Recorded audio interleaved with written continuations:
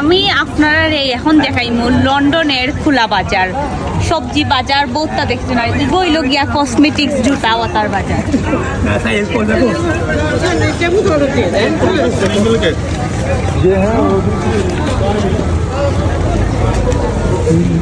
এগোইল গিয়া জুতার বাজার,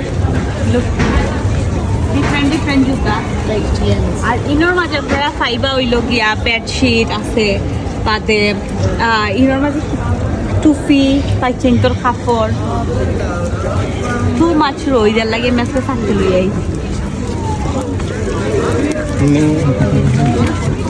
লন্ডনের খোলা বাজার দেখো আপনারা খিলাও আছে, অনেক রইত আজকে, টু মাছ।